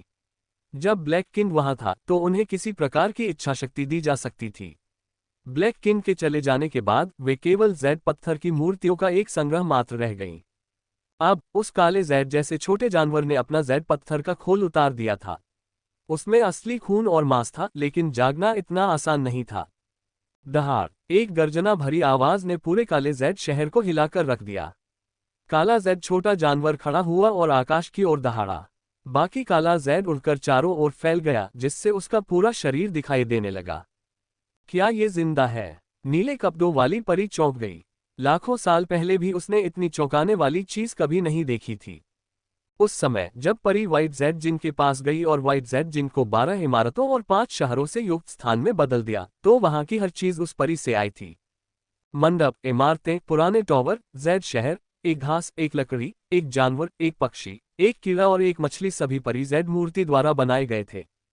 क्योंकि सफेद जैड जिन नक्काशी ने परी की लगभग सारी शक्ति का उपयोग किया था, अंत में परी केवल सबसे पवित्र 12 इमारतों, 5 शहरों और जीवन और आत्मा के साथ 17 जैड मूर्तियों का निर्माण करने में सक्षम थी। हालांकि वे अन्य जैड मूर्तियां उस परी के हाथों से आई थीं, वे केवल ब्लैक किंग और उन 17 जैड मूर्तियों की शक्ति पर ही निर्भर थीं। वे वास्तविक जीवन की शक्तियां नहीं थीं। अब उस छोटे काले जानवर में असली धड़कन विकसित हो गई थी। उसकी शक्ति उस परी जैसी थी जिसने सबसे पहले सफेद जैड जिन को बनाया था। नीले वस्त्र वाली परी और सफेद राजा भला कैसे चौंके बिना रह सकते थे। छोटे काले जानवर का शरीर असली था। उसने अपना शरीर हिलाया और इधर उधर देखा। उसने हान सेन की तरफ देखा और उसकी तरफ लपका।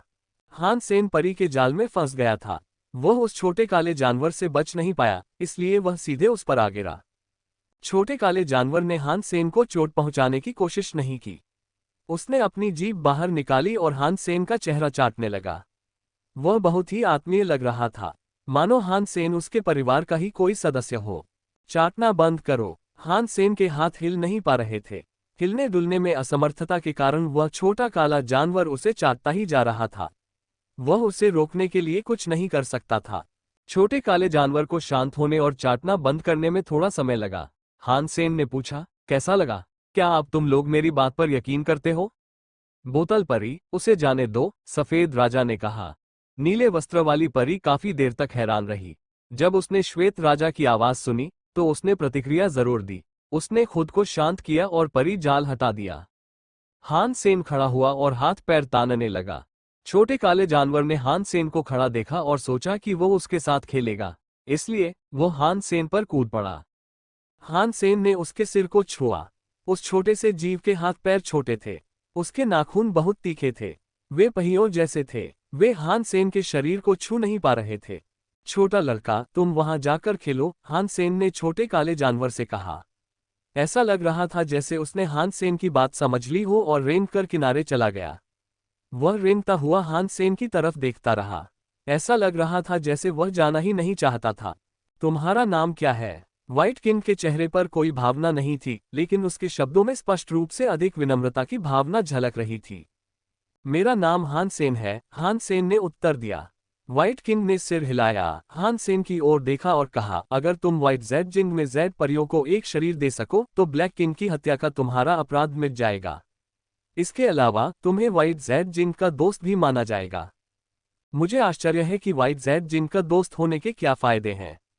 हान सेन व्हाइट किंग को बता सकता था और नीले कपड़े वाली परी जिसे व्हाइट किंग ने बोतल परी कहा था, छोटे काले जानवर के पुनर्जीवित होने से हैरान थी।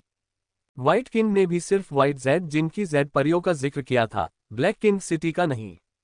यह दिलचस्प था। श्वेत राजा ने कहा, यदि आपको मदद की जरूरत है तो जब तक आप श्वेत जेड जिनके परी कानूनों के खिलाफ नहीं जाते, मैं आपके लिए लड़ने के लिए अपनी जान दे दूंगा। यह कोई बुरा सौदा नहीं लगता, लेकिन मुझे कैसे पता कि तुम अपना वादा निभाओगे? हान सेन ने पूछा। जेड की मूर्ति को पुनर्जीवित करने के लिए बहुत शक्ति की जरूरत होती है। यहाँ मौजूद सभी जीवों को देहधारी बनाना कोई आसान काम नहीं होगा। मुझे डर है कि ऐसा करने में मुझे 8-10 साल लग जाएंगे। 8 या 10 साल की बात मत करो, चाहे 100 साल लगे या 1000 साल, मैं उसके लिए इंतजार कर सकता हूँ। अगर तुम ऐसा करने को तैयार हो तो हम 1000 साल इंतजार कर सकते हैं। श्वेत राजा एक पल रुका और बोला, तुम्हारी चिंता व्यर्थ है। हम परियों के नियमों का पालन करते हैं। हम परियों के शासन में हैं। अगर हम कोई व्रत लेते हैं तो उसे पूरा करना हमारी मजबूरी है, वरना श्वेत जेड जिनके पवित्र नियम हमें सजा देंगे। मैं भी इसके अधीन हो जाऊंगा। हान सेन को लगा कि व्हाइट किंग बहुत गंभीर है। ऐसा नहीं लग रहा था कि वह यूं ही बोल रहा है, इसलिए उसने पूछा, परी के नियम क्या हैं? कृपया यहाँ आइए, व्हाइट किंग ने कहा। फिर वह ब्लैक किंग सिटी की ओर चल पड़ा। हान सेन ने जरा भी हिचकिचाहट नहीं दिखाई। वह उसके पीछे पीछे चला गया। तभी बोतल परी पीछे से आ गई। उसने हान सेन को उलझन भरे भाव से देखा। वहां 12 इमारतें और 5 शहर थे। ये कुछ ऐसा था जो हान सेन पहले ही देख चुका था। अब 12 इमारतें और 5 शहर और भी बड़े हो गए थे। इसके अलावा कोई खास फर्क नहीं था। श्वेत राजा हान सेन को 12 मीनारों और 5 शहरों का अवलोकन कराने नहीं ले गए। 5 शहरों से गुजरने के बाद वे श्वेत जेड जिनकी सबसे ऊंची चोटी पर पहुंचे। वहां एक श्वेत जेड पट्टिका थी। सफेद जेड की पट्टिका पर कई नियम लिखे थे। हान सेन ने उन्हें देखा। कई नियम अजीब थे, लेकिन सभी काफी गंभीर थे। परियों के एक नियम में कहा गया था कि अगर कोई परी कोई वादा करती है तो उसे तोड़ नहीं सकती, वरना सफेद जेड जिन उसके परी शरीर छीन लेगी। वहां बहुत सारे नियम थे। हान सेन ज्यादा पढ़ने में असमर्थ था। उसने चारों ओर देखा। सफेद जेड पट्टिका के बाएं निचले कोने पर उसे एक प्रतीक दिखाई दिया।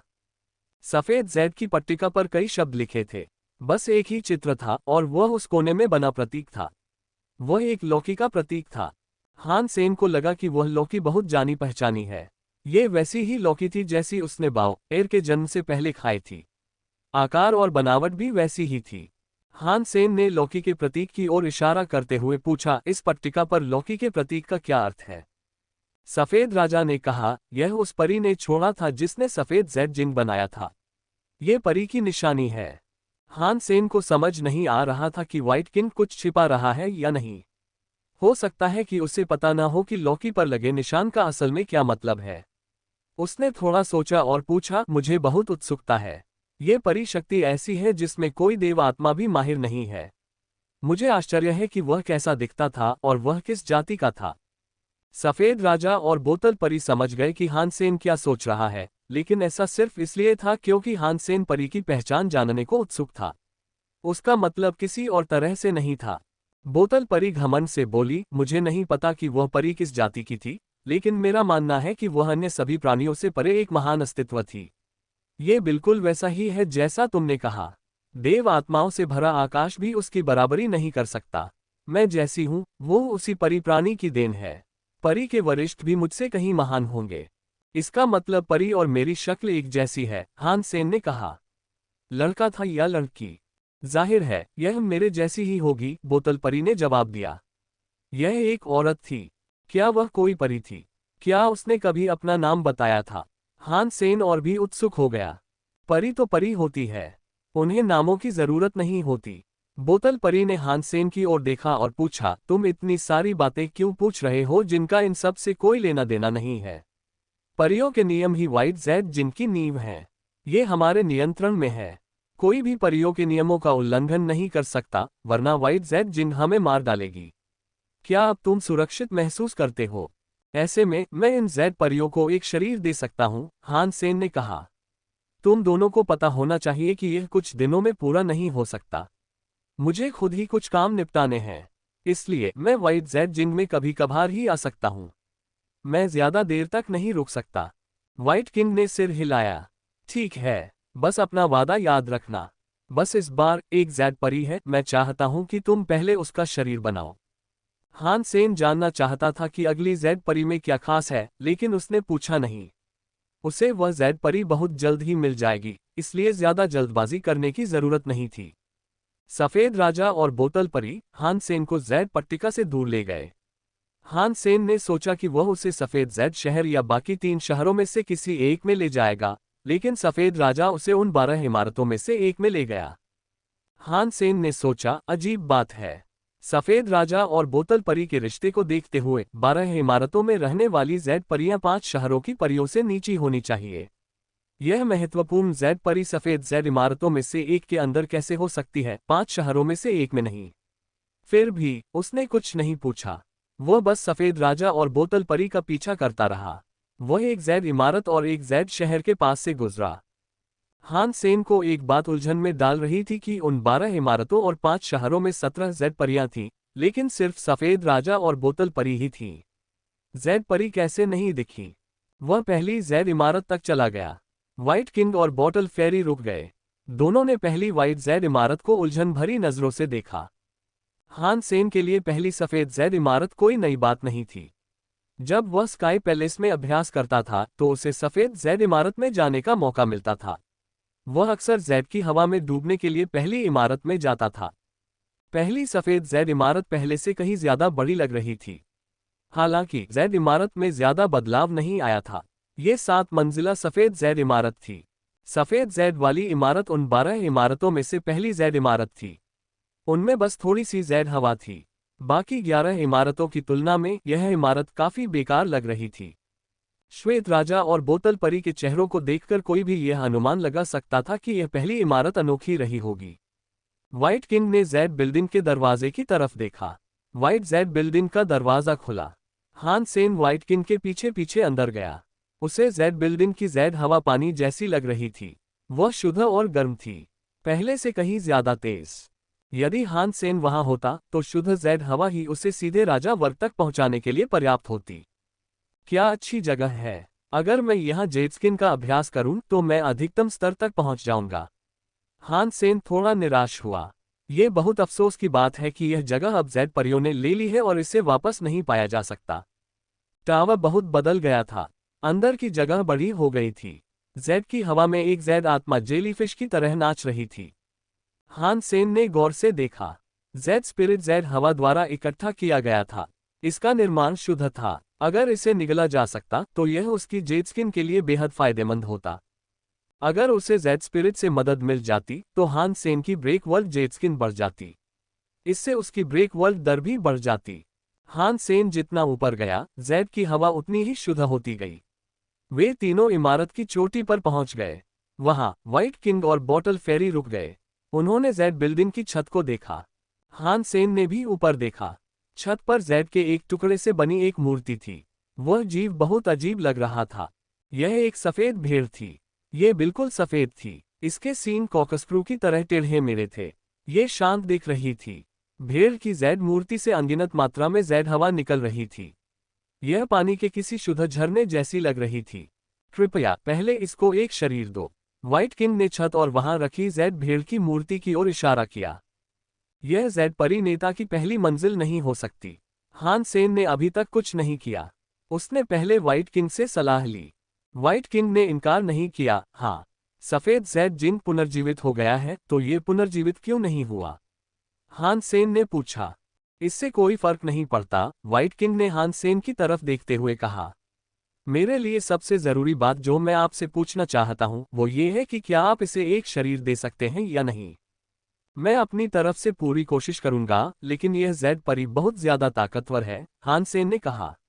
मुझे सच में कहना होगा, मुझे नहीं पता कि मैं सचमुच ऐसा कर पाऊंगा या नहीं। अगर मैं कर भी लूं तो मेरी शक्ति क्षीण हो जाएगी। मुझे डर है कि मैं कुछ समय तक जैड परियों को और शरीर नहीं दे पाऊंगा। ठीक है, बस इसे करने की पूरी कोशिश करो। व्हाइट किंग का भाव नहीं बदला। वह शांत और स्थिर लग रहा था।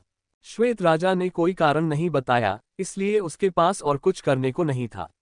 हान सेन को अपनी जिज्ञासा पर काबू पाना पड़ा और अपना ध्यान रक्त नाड़ी सूत्र पर केंद्रित करना पड़ा। उसने दुनिया तोड़ने वाली शक्ति का इस्तेमाल करके छत और जैड भेड़ की मूर्ति में प्रवेश किया। भेड़ पहली जैड बिल्डिंग की जैड परी की नेता थी। उसे बोतल परी जैसे ब्रेक वर्ल्ड प्राणी से कमजोर नहीं होना चाहिए था। रक्तनाली सूत्र उसका शरीर बदल सकता था, लेकिन हान सेन को इस बात का पूरा यकीन नहीं था। बोतल परी और सफेद राजा खास लोग थे। उनकी ब्रेक वर्ल्ड की दरें जरूर ऊंची रही होंगी। हान सेन भी नहीं समझ पाया कि वे असल में क्या करने की कोशिश कर रहे थे। हान सेन ने व्हाइट जेड जिन की जेड परी को शरीर पाने में मदद करने के लिए इसलिए सहमति जताई क्योंकि वह व्हाइट जेड जिन की शक्ति का उपयोग करना चाहता था। किन शियू और गॉड कैस पार्टी बहुत ही डरावने थे। हान सेन अकेले उनसे नहीं निपट सकता था। अगर वह व्हाइट जेड जिन की ताकत जुटा पाता तो गॉड कैस पार्टी से लड़ना उसके लिए बेहतर होता। जेड भेड़ की मूर्ति में अनगिनत मात्रा में ब्रेक वर्ल्ड शक्ति समा गई। आधे घंटे बाद भी जेड भेड़ की मूर्ति ने कोई प्रतिक्रिया नहीं दी। उस छोटे काले जेड जानवर जैसा कुछ भी नहीं हुआ। लगता है मेरे रक्तनाली सूत्र की ब्रेक वर्ल्ड दर बहुत कम है। यह इन शक्तिशाली ब्रेक वर्ल्ड प्राणियों पर ठीक से काम नहीं करता। हान सेन उदास था। अगर हालात पहले से ही ऐसे थे तो हान सेन अभी इतनी आसानी से हार नहीं मान सकता था। अगर वह कहता कि वह ऐसा नहीं कर सकता तो उसे नहीं पता था कि श्वेत राजा या बोतल परी अपना स्वभाव बदलकर तुरंत उससे लड़ने लगेंगे या नहीं। रक्तनाली सूत्र का जाप करते हुए उसने डोंगशुआन सूत्र का इस्तेमाल किया। उसने भेड़ की मूर्ति की संरचना का विश्लेषण करना शुरू किया। वह भेड़ की शारीरिक संरचना का विश्लेषण करके उसे संशोधित करना चाहता था।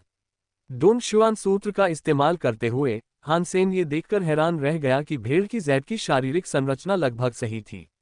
उसके निर्माण में कोई दोष नहीं था। ऐसा लग रहा था जैसे यह आकाश देवता का काम हो। इसमें एक भी दोष नजर नहीं आ रहा था। ये बहुत शक्तिशाली शरीर है। हान सेन बहुत खुश हुआ। ऐसा नहीं था कि हान सेन को भेड़ के शरीर का विश्लेषण करने का कोई तरीका मिल गया था।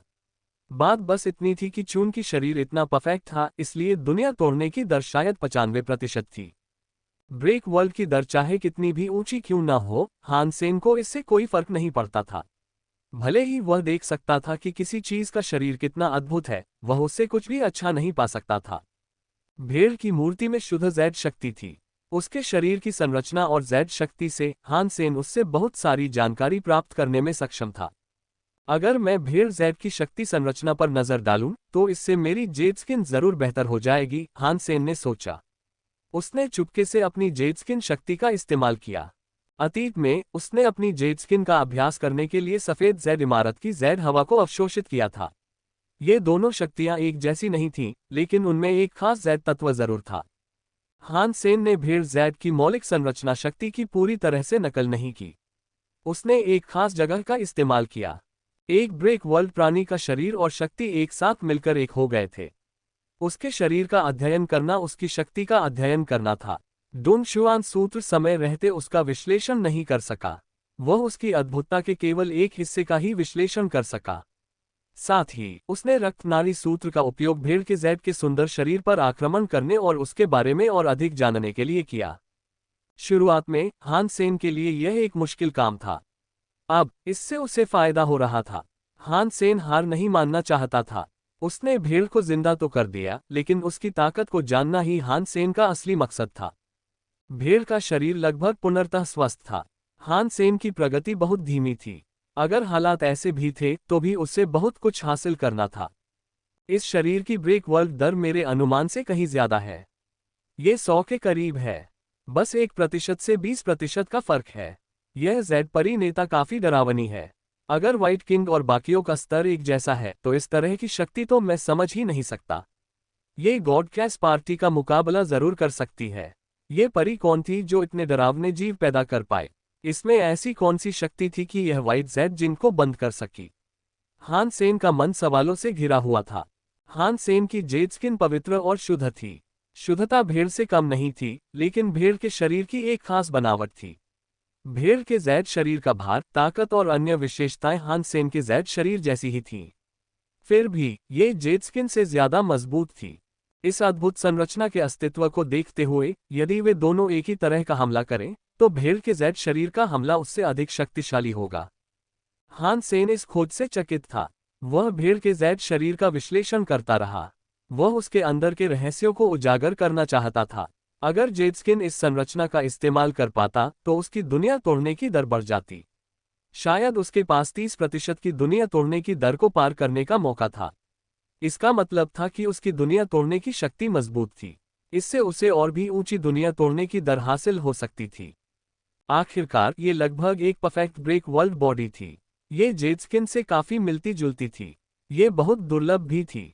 हान सेन बार बार उसका विश्लेषण करता रहा, लेकिन उसे वो जवाब नहीं मिल पाया जिसकी उसे तलाश थी। वह भेड़ के शरीर की संरचना को तोड़ नहीं पाया। वह उसकी संरचना में छिपे रहस्यों को नहीं जान पाया। रक्तनाड़ी सूत्र तो दिमाग में उतरता रहा, लेकिन उसका असर बहुत अच्छा नहीं हुआ। 2 घंटे बाद रक्तनाड़ी सूत्र सिर्फ एक लाल बिंदु छोड़ पाया जो सुई से बने छेद से भी छोटा था। जेड भेड़ की मूर्ति के शरीर पर बस यही बचा था। उसे साफ देखने के लिए दूरबीन की जरूरत पड़ती। उस छोटे से लाल बिंदु ने हान सेन को अब भी पागल कर दिया था। डोंगशुआन सूत्र और रक्तनाड़ी सूत्र के संयोजन से इसने उसके रक्तनाड़ी सूत्र की शक्ति को अभी अंदर तक समाहित कर लिया था।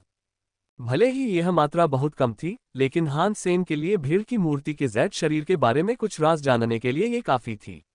भेड़ की मूर्ति का जेड शरीर ठोस नहीं था, वह अंदर से खाली था।